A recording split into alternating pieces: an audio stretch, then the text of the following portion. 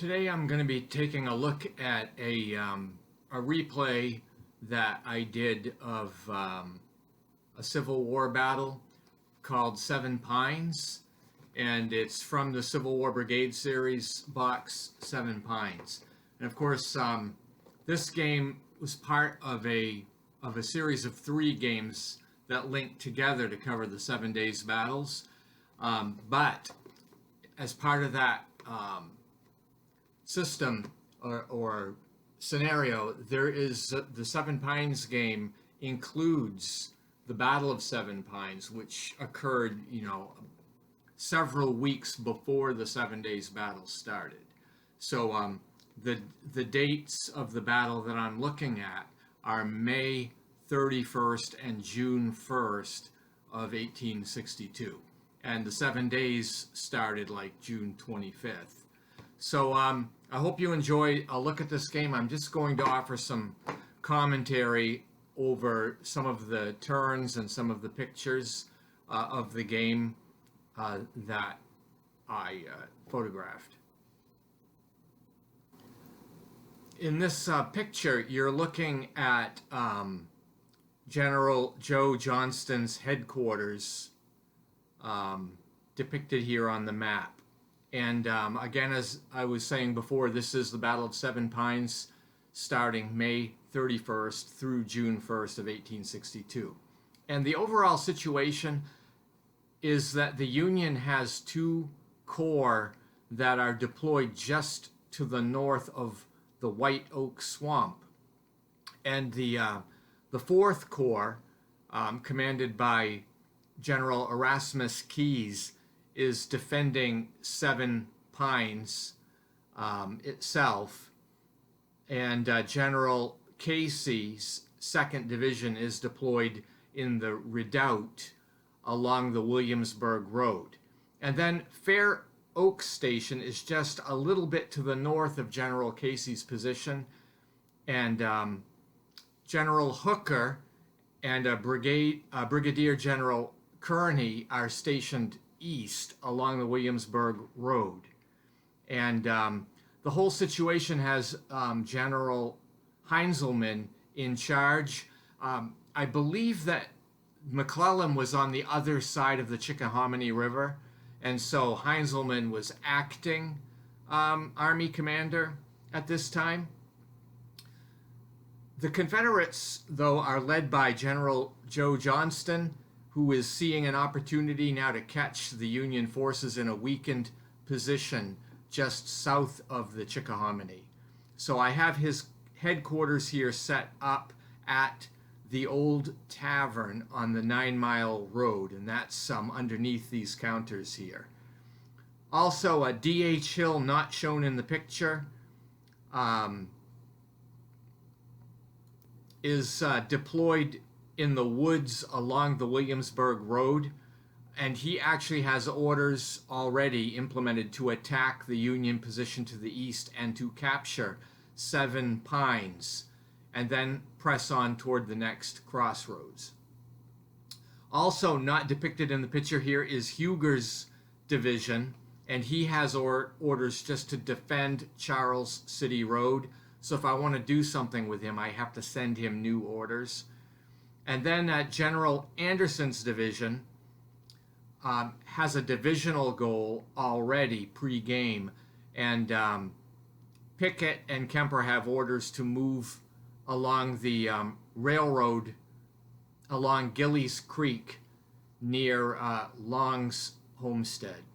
And Pryor, Colson, and Wilcox all have orders to join Huger in defending the Charles City Road.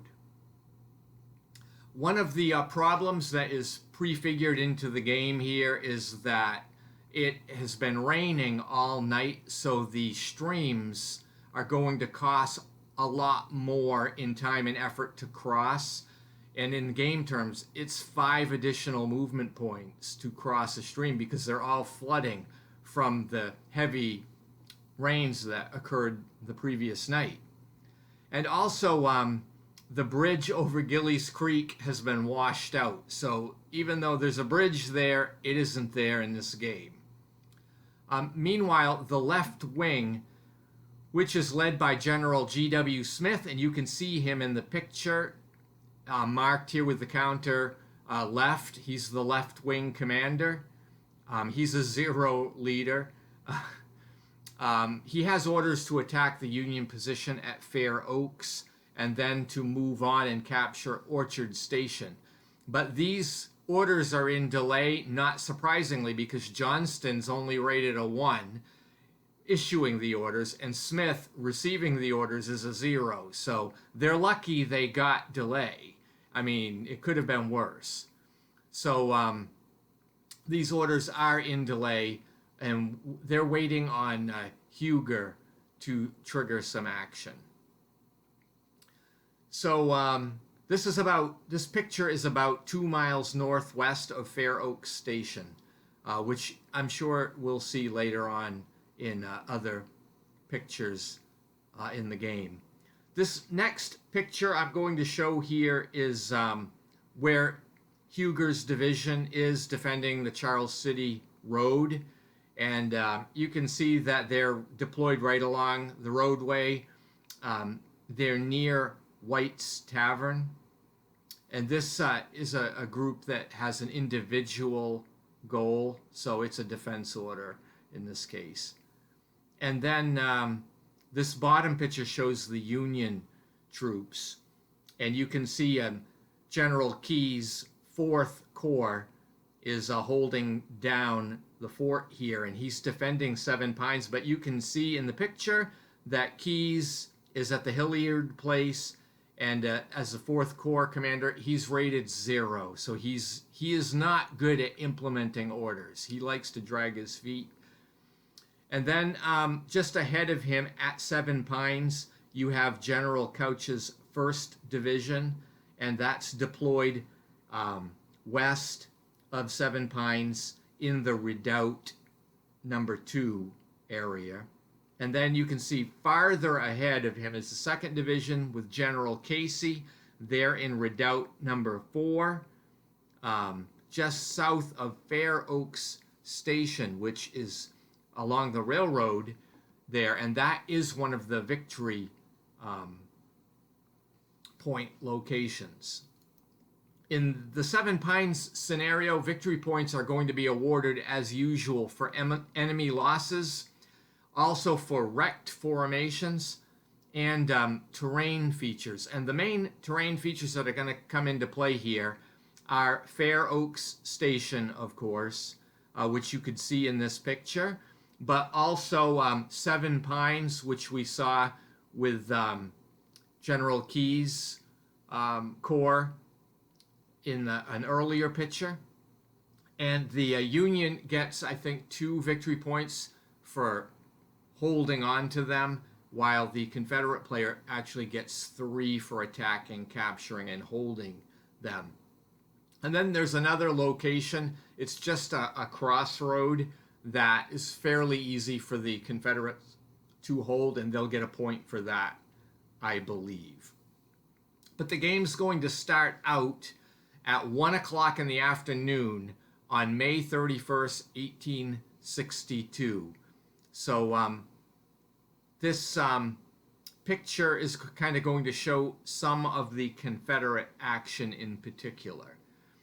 General Pickett's brigade pulls out and in column and starts marching on the road toward the Long Plantation. And that brigade is depicted as leading the unit at the top of the picture, and he is marching toward the railroad tracks just off the top of the picture to defend. Then Colson's brigade leads the way in the south, and you can see I have him marked on the map here on the Charles City Road. He's the CLR unit, and he is marching to implement his orders to meet up with Huger's division that is just northwest of White's Tavern. We saw him earlier. And then Colson is followed by Wilcox's brigade, and then in the rear, Pryor's brigade. These units are all in column. That allows them to march more quickly, especially along roads, but actually through any disruptive terrain. And one of the optional things that I do to show column marching is I use the extended line markers behind the main unit, to show all of the area this guy's taking up by being in column.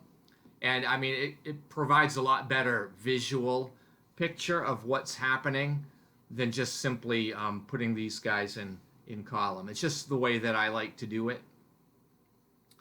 In the center, not depicted, I have a D.H. Hill's division advancing towards Seven Pines. He has orders to attack and capture. And these men are in line formation with extended line markers, so their march is kind of going slow and methodical, but they're ready to fight. And his forces are under the cover of the woods on either side of the Williamsburg Road at this point, so there's not going to be any action yet.